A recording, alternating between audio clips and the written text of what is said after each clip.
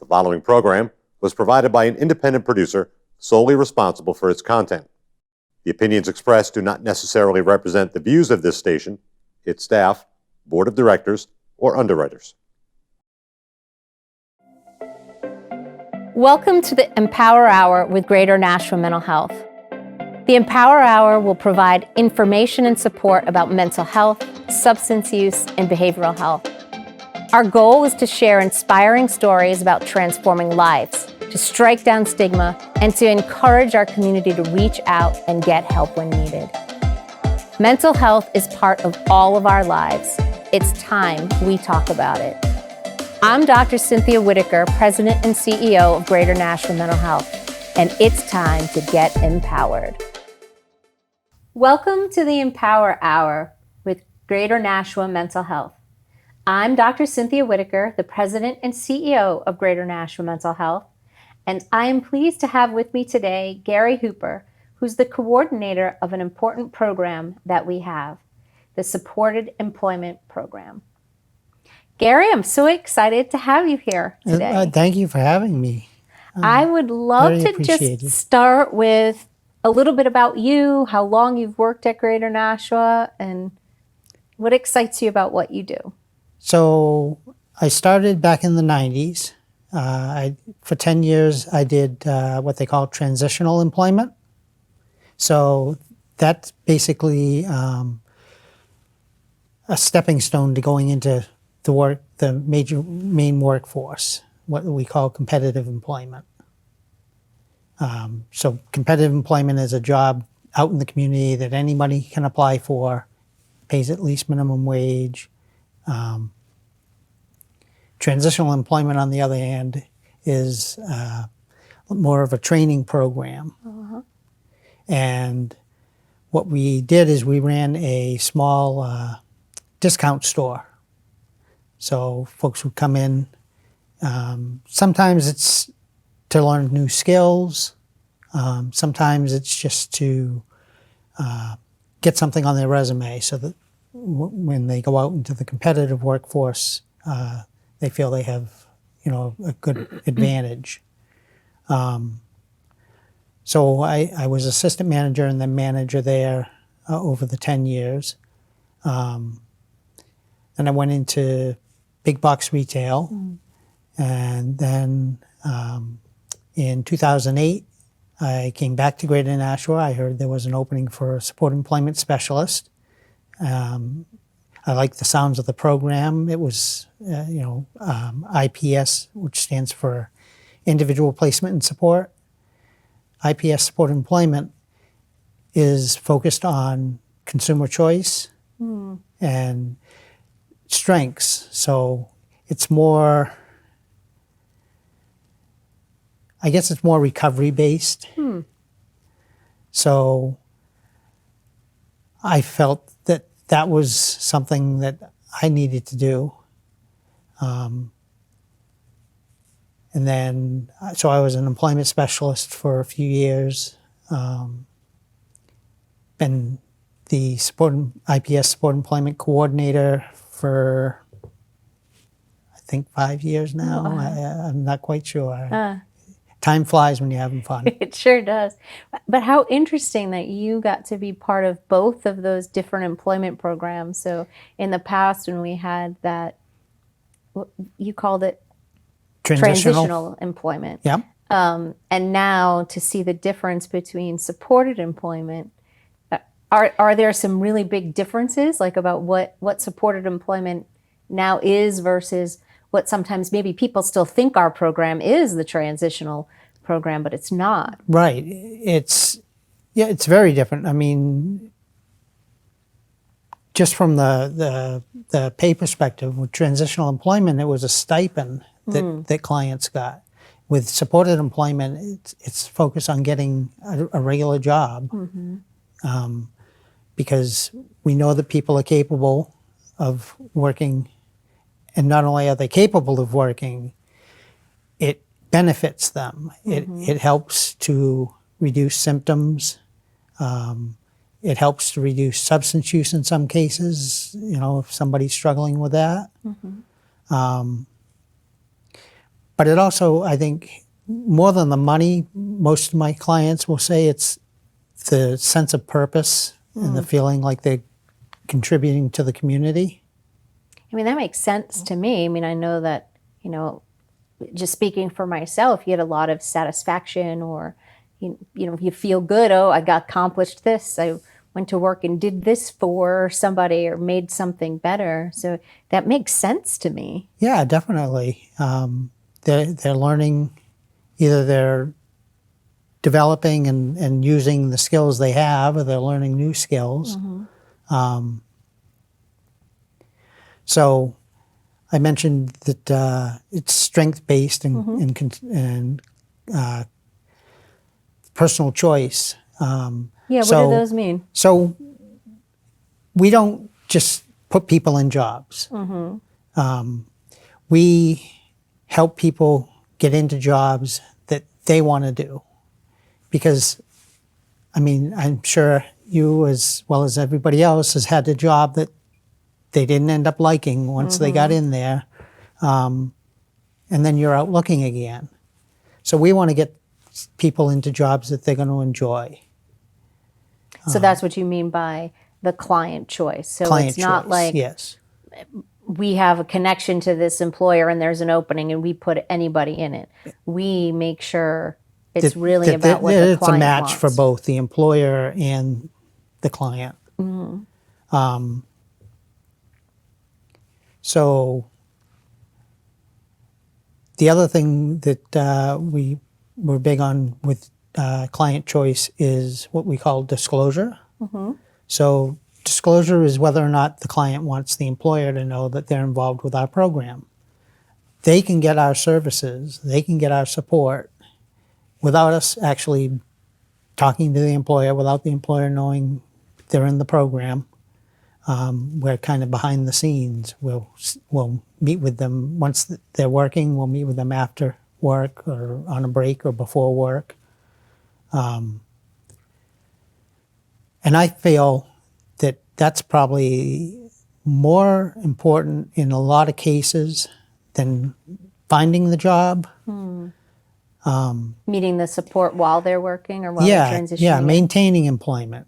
So I've had a number of clients that had no problem finding jobs, but they would go from job to job to job.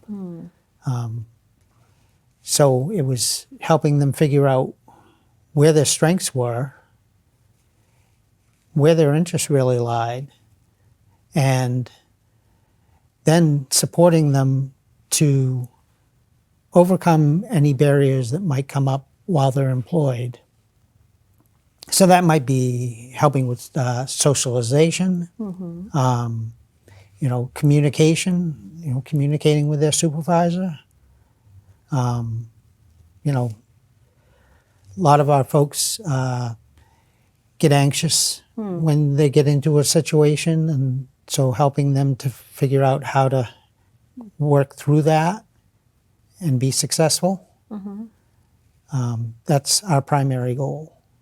Yeah, so I think there's definitely a lot more to supported employment than people think, because I do think a lot of people think of it as either the old, like transitional, we teach you how to have a job, or Right. we help you find a job. But there's a lot more to it. There is. Yeah. And actually, we also do a lot with education, because somebody may have a career goal. Oh, right. So if they might be working and going to school. But the program has evolved where we're doing a lot more with helping people with getting into, getting their GED or getting into college. So getting the education they might need for the next step or to get a job to exactly. begin with. Or certificates. We've had people get certificates in soldering, computer certificates, to be a tech, stuff that's beyond me. Wow. So it's interesting for me to hear you talk about it in that kind of that varied way. So what does it look like, kind of like a day in the life of a supported employment specialist? Like what is What did you do? Were the staff that you supervise now do a lot of what do you do during the day? Because it sounds like there's a lot of different things. We're out in the community a lot. We do meet with employers. So we're trying to build relationships with employers. For those clients that wish to disclose, we're working with the employer. For example, I had a client this week who had gotten a job a couple weeks ago, and because of physical issue had to stop working, and we worked with the employer to keep that job, and now he's back to work. Oh, great. Yeah, so we do a lot of different things with the clients. We develop resumes, cover letters, work on applications. A lot of those are online, and some of our folks, especially older folks, the younger ones are pretty computer savvy, but some folks are a little uncomfortable with the computer, so we help with those because so many places apply online now. They also do what they call assessment tests. So those are basically a bunch of odd random questions that I guess determine what kind of a worker you are and what kind of a person you are. So we'll go through and help them with that to understand the questions, what's being asked of them. So what I'm kind of hearing from you is that some of your tasks are pre-employment, getting somebody ready, helping with the resume. Then there's kind of the actual application helping process. And then we go into interviewing skills. We might do mock interviews with them. Okay. Some role play to get them prepared. If they don't want us, if they don't want to disclose, they don't want us meeting with the employer, then we try to get them prepared for that. And that might include setting up a mock interview with somebody else in the agency. My past supervisor, Jill O'Neill, used to do mock interviews for my clients quite often.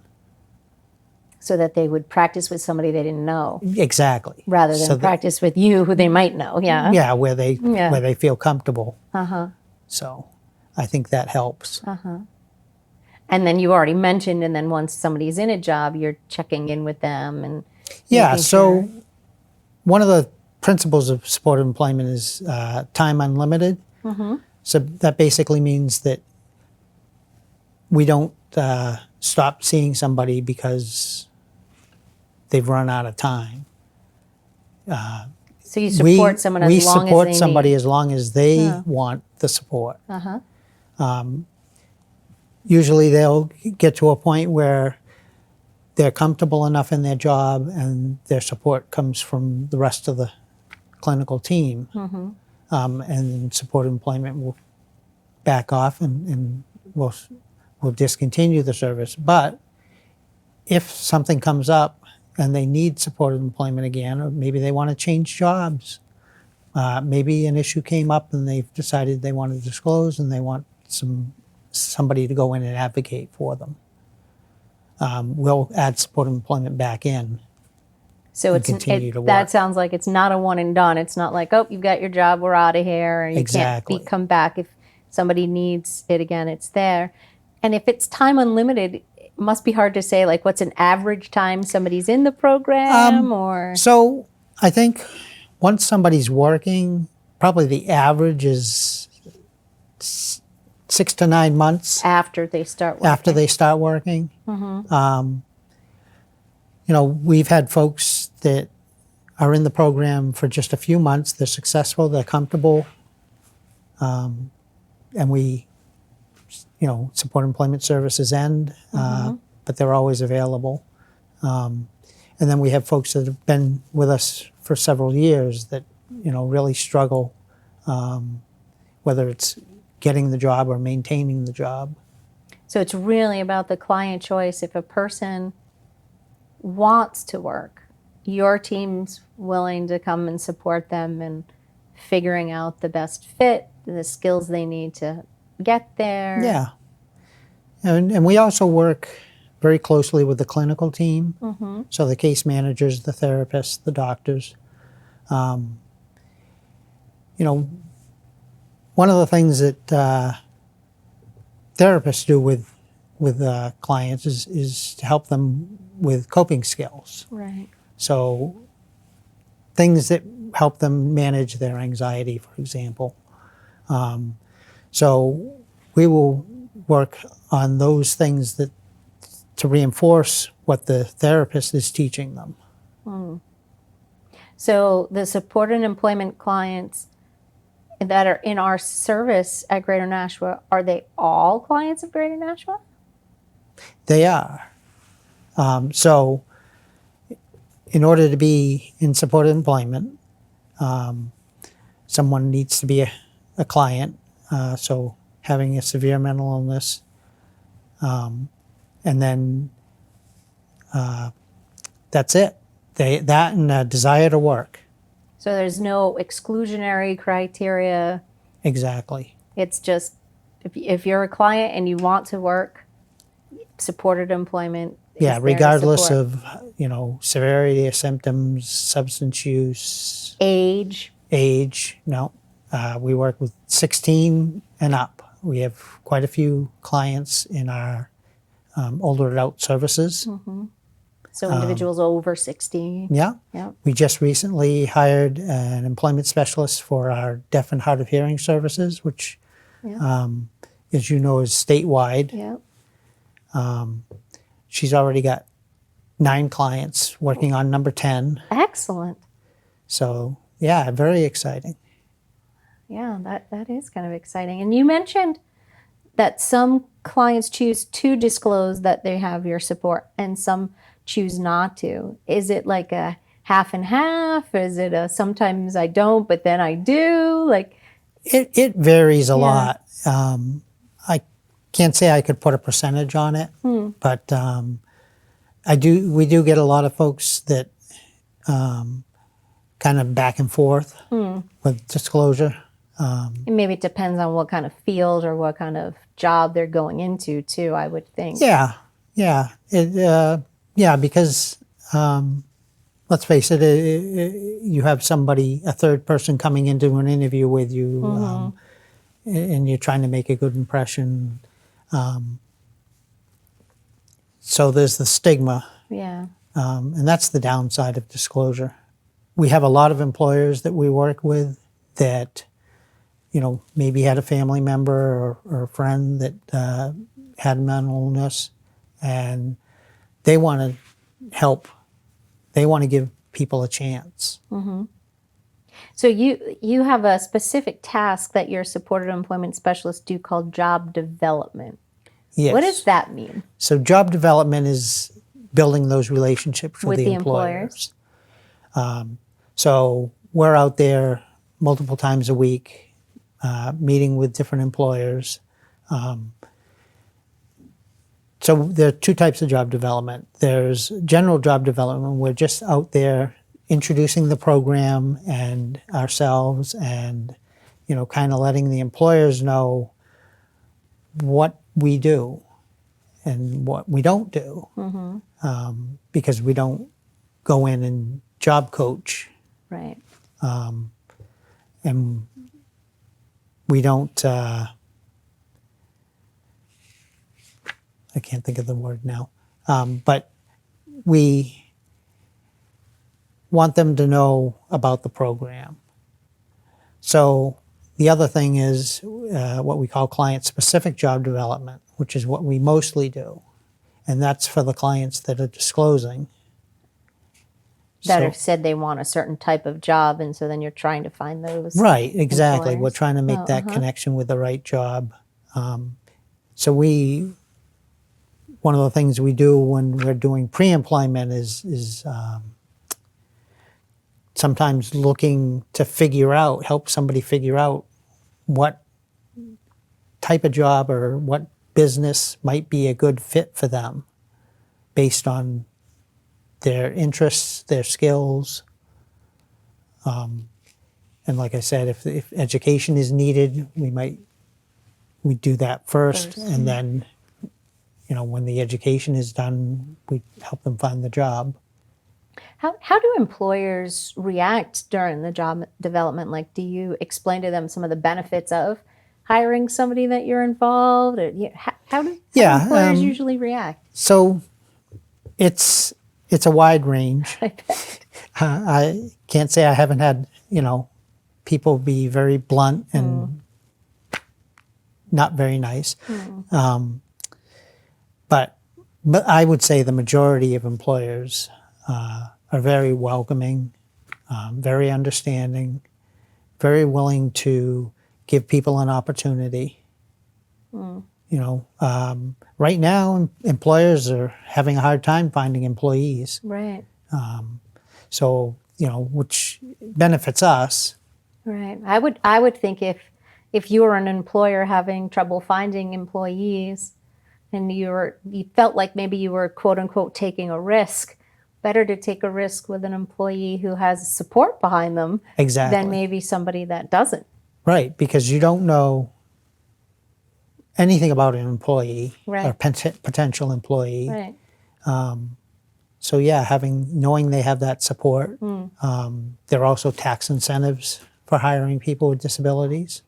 So there is incentive programs for employers as well? Yeah, and the big companies know about that, and they take full advantage of that.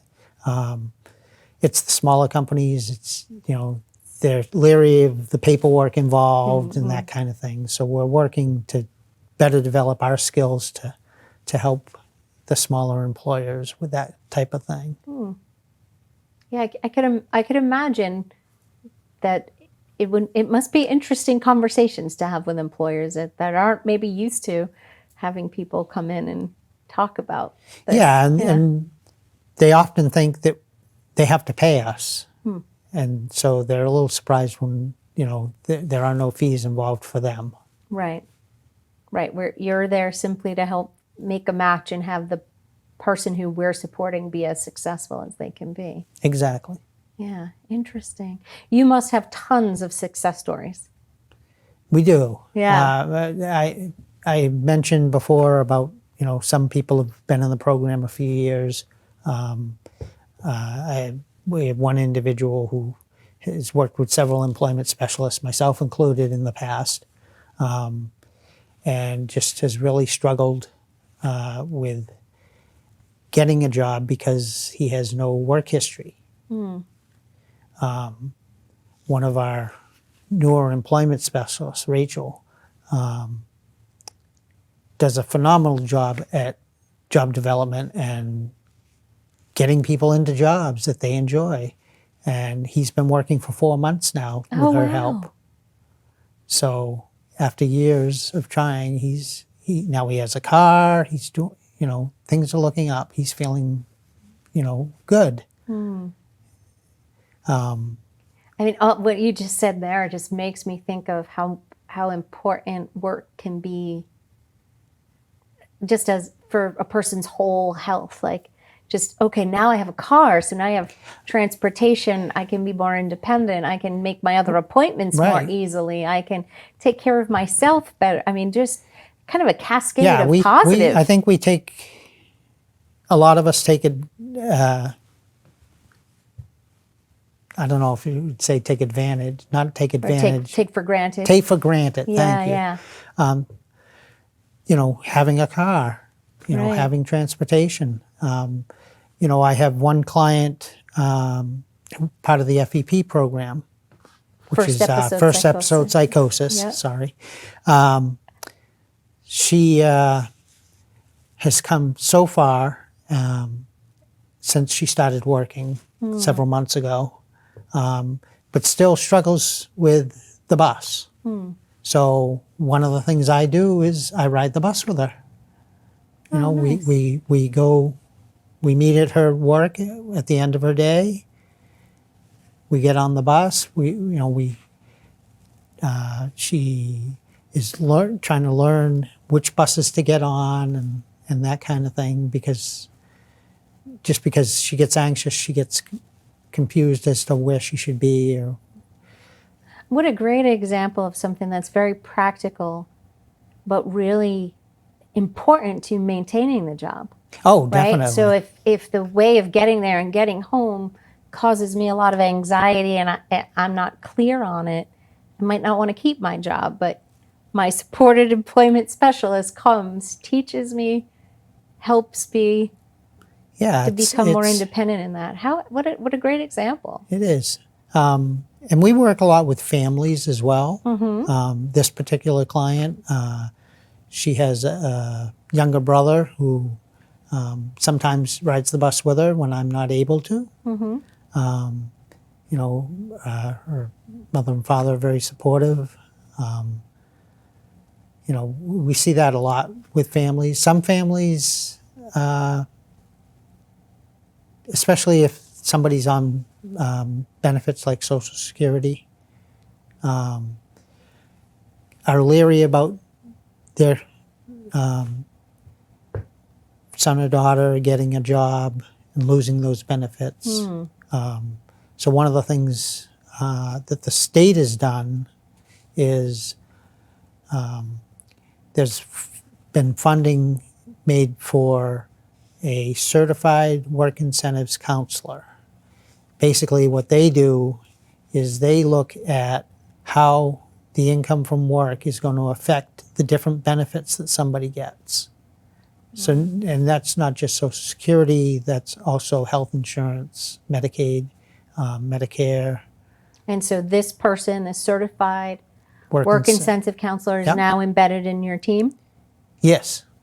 Yeah, she's fairly new too. Hired her shortly after we hired the person for deaf and hard of hearing services. She's settling in and learning the ropes. She has a lot of trainings to go through. Social Security basically requires 3 months of trainings, but she's, you know, getting into that. And in the meantime, she's building relationships with Social Security, vocational rehabilitation, DHHS, Department of Health and Human Services. Sounds like a great extension of your program, because I'm sure all this time you've had a lot of people, like you said, parents or families or clients themselves worried about losing their benefits. And I'm sure you've had that conversation. I think it's one of the biggest fears. Yeah. Definitely. And so nice that you know, the state's now kind of providing us the funds to support a person really learning and becoming certified in that area. Yes. Yeah. Definitely. Yeah. I think it's going to make a huge difference. So you said it's one of the biggest fears that people have is about their benefits changing or things shifting. Yep. So what would you typically say to somebody that has that fear? I mean, because my guess is you're still finding people jobs, so maybe that fear isn't always true or founded. Right. And like I said before, people aren't always about the money. It's more about feeling productive. Yeah. Or feeling, you know, like they're giving back to the community, that kind of thing, self-worth. But they always make more when they're working than when they're just on benefits. So depending on the types of benefits they have, they may or may not lose some benefits, but depending on how much they work, you know, whether it's part-time or full-time, how many hours, how much per hour, we have to figure all that stuff out ahead of time so that they can make an informed decision. So again, it's client choice. So some people might choose because maybe they have gotten a certification in soldering, like somebody you mentioned, or that they're going to ultimately come off the benefits because they're going to be able to work and definitely. have a job. And somebody else might be really leery because they have maybe so much symptoms and a history of on and off again work that they're reluctant to not have the consistency of benefits in case they can't maintain work. So you have that conversation with clients. And yeah, very, very much so. There are worksheets that Social Security has available to figure out how some of those benefits might get affected. There's programs like what they call MEAD, Medicaid for Employed Adults with Disabilities. So people can continue to work. So they can continue to work benefits. and have their insurance, and it actually allows them to make being on the MEAD program allows them to make more money and not get penalized. So there's a lot of different programs out there. So you really just work with people around figuring out what's the best match for Yeah, them. and I think that's where the Certified Work Incentives Counselor is going to really come in as being vital. Yeah, and just having a better understanding of it all. Yeah. It sounds like a lot because you've got It- Social Security and things benefits, health change. benefits, all food stamps, all kinds of different things that Yeah, can and be it all impacted. changes all the time. Yeah. Interesting. So if you've worked here in the past, the previous program and this program, all together, you were telling me like 23 years or Yeah, it'll be 24 in February, end 24 of February. in February. Wow. So do you have like moments that really like stick out to you as like, oh, I'll never forget that day or those moments? From both programs. Yeah. You know, the grand opening of the store. You know, seeing. I think the biggest moments are seeing the successes and seeing people moving on. When it was transitional employment, they moved on to jobs out in the community. You know, and I see them even now. I see people that I worked with back then, Oh, and it's so good to see them and that must be like see how they're doing. heartwarming. It is. Yeah. It is definitely.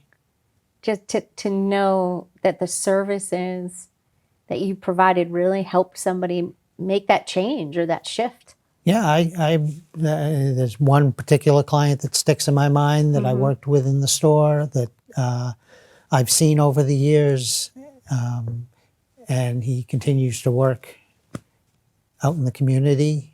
He's had the job he's had for years now, quite a few years, probably longer than I've been in supported employment. Yeah, I mean, it just feels to me like it's a program with so many benefits to lots of different people and places. So, it certainly benefits the individual, like we talked about, right? Oh, Like, yes, definitely. They have that routine of working, something to do, sense of purpose, but there's also the benefit to the employers of, having employees and the community having people working and even potentially, the government people moving off of or getting less benefits because they're moving into the workforce. And Yeah, and I think, and it affects the families in a Families, positive yeah. way. Friends, significant others.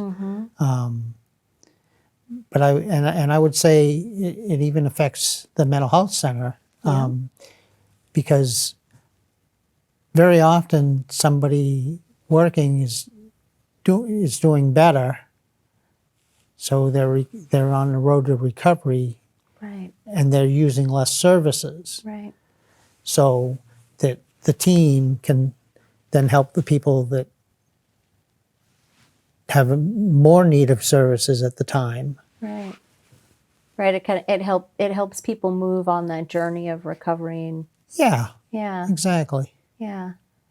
I love it. So is that kind of how you envision it really fitting in? Like it's a piece of a person's journey to recovery? Yeah. I want to say it was Dr. Hafez, who was our chief medical officer and CEO years ago, who used to describe it as a three-legged stool. And support and work was one of those legs that allowed stability. Right. That a person can really benefit from having that routine. And it's kind of interesting to stop and think about that right now as a lot of people are pulling out of the workforce or making other decisions for themselves. Yet we know it's such a positive benefit for definitely the people we serve. Just kind of interesting. I think, like I said, we take for granted so many things. Yeah. And that includes work. Yeah, it sure does. It sure does. So tell me something that people don't know about you. what's something that you bring to this job? Like, what's a part of you that's, why is this job such a good fit for you? Why have you been doing this for 23 years? I guess because, I enjoy helping people. I mean, like most people, I've had my times when I've been, feeling down, and, I look to people for support. So I guess part of it's giving back. Yeah, and just how it feels to give back too. Yeah. It sounds like you kind of light up when you talk about these clients. I think I have the right attitude. I'm very patient. Not judgmental. Not judgmental. Yeah. I'm able to meet people where they're at. Yeah. Yeah, because you mentioned earlier, like it doesn't matter how severe someone's mental illness are or how severe their symptoms are. Right. If they want to work, you work with them to try to find work. Yeah, exactly. I mean, we have an employment specialist on one of the she does both ACT teams, but we're going to be hiring, hopefully, another ACT supported employment specialist. So that's the Assertive Community Treatment Team, which is the team for our most severe. Yeah, and she's had success. Yeah. I don't think we can judge people and say, you're not ready to work. If they feel they're ready to work, then we need to find out why and encourage that. So that's that client choice. It's driven by whether they are ready or they feel ready, and we come alongside them. And also strengths-based. You mentioned that before. We kind of skirted around it, but it also sounds like helping people figure out what would they be good at or what would be a good match, rather than saying, oh, well, you can't do that, you can't do that. Right. An example I hear at different trainings is, somebody might say they want to be an astronaut. We're not going to say, well, you can't be an astronaut. That's ridiculous. Do you know what it takes to be an astronaut? We'll sit down and go through and figure out what it is about being an astronaut that's interesting to them. And we will look at what it takes to be an astronaut so that they can decide, do they want to go to school and strive for this goal? Whether it's being an astronaut or being a mechanic. We had somebody who recently got a full-time mechanic's job. That's excellent. So, the possibilities are endless. And I love that example because I think there are many people who would jump to that. So, a family member or a friend comes to me and says, I want to be an astronaut. And, my immediate response might be, do you know what that takes? There's no way to do that. But your staff are trained not to say those words. Exactly. Your staff are trained to say, what is it about being an astronaut that you're interested in? And, all of those things that you just mentioned. And that comes from an actual example. One of the trainings,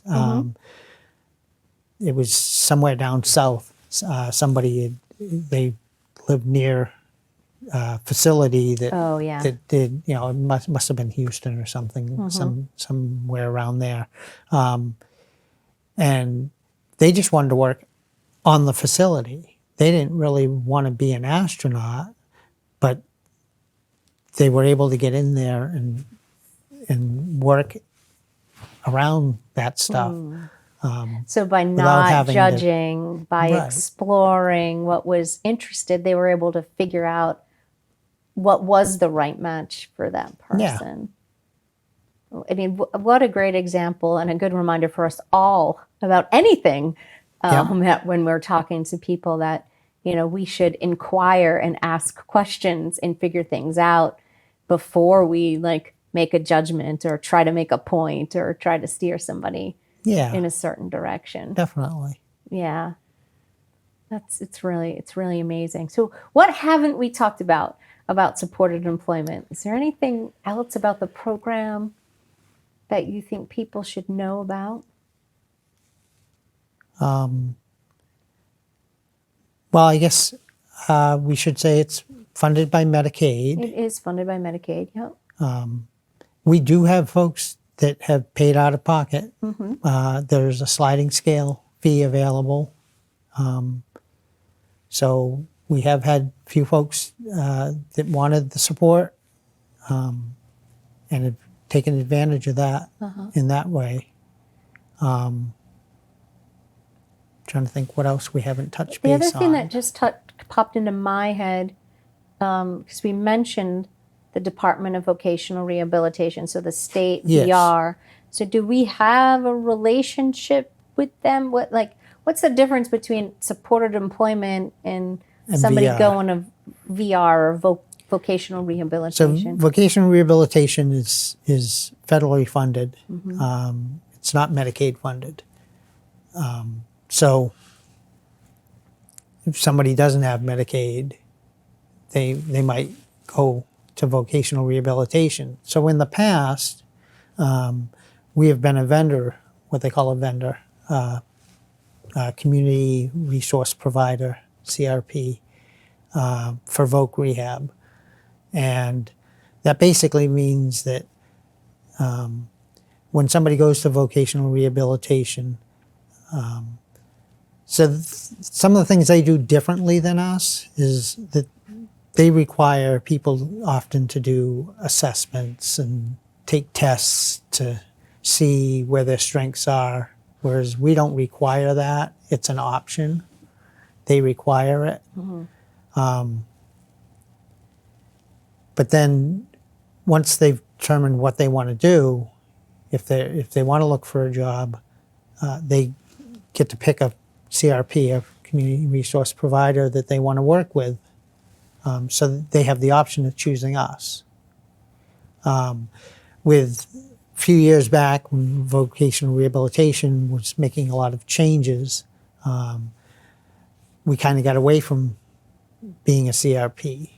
And we're actually in the process of trying to redevelop or develop the internal mechanisms, I guess, for being able to be a CRP again.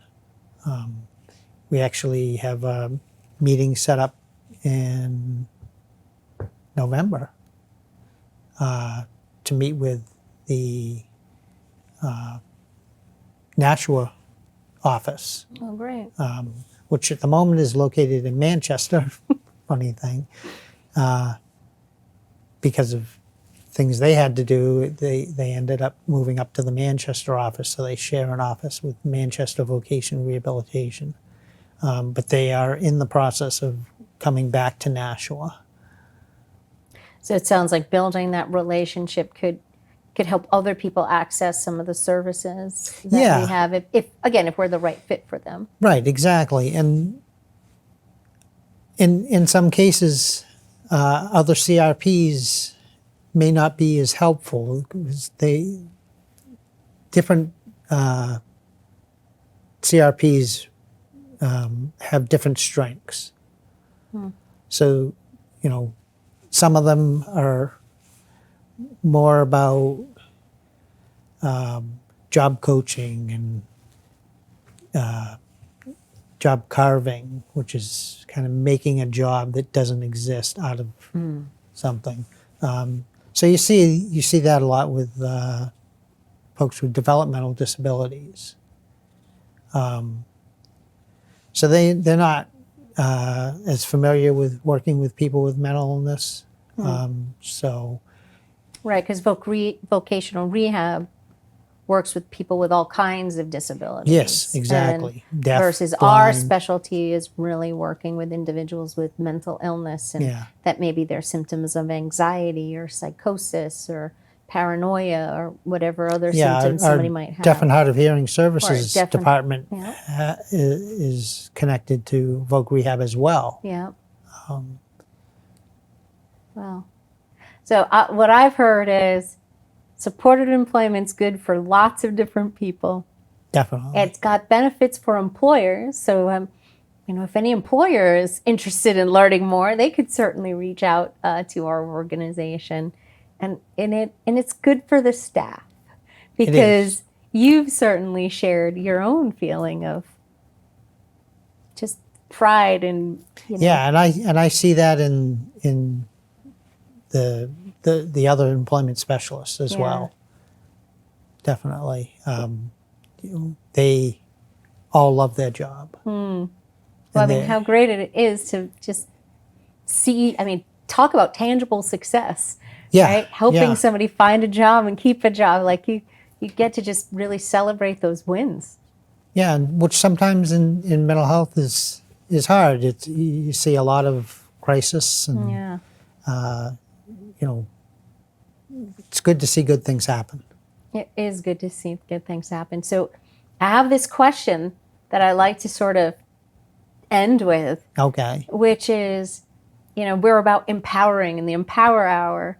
Yeah. So if you had to say what's one thing that empowers you or empowers people to be their best selves, what would you say that is? What's empowering for people? I think hope and encouragement. So I think having somebody else believe in you is very empowering. Yeah, and it sounds like that's what you and your staff do.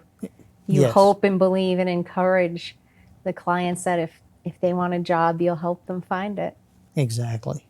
Oh, it has been a delight Oh, thank you. talking Thank you to for you having me. and learning so much more about the IPS supported employment program. And I'd like to say, even though I know a lot about what goes on at Greater Nashua, it's always good to hear it directly from the folks doing it. And I feel like I've learned some about both you and the program. So thank you for being here. Thank you. Awesome. Appreciate it. You're very welcome. Well, thank you so much for watching the Empower Hour with Greater Nashua Mental Health. We hope that you have learned something today and go live empowered. The preceding program was provided by an independent producer solely responsible for its content. The opinions expressed do not necessarily represent the views of this station, its staff, board of directors, or underwriters.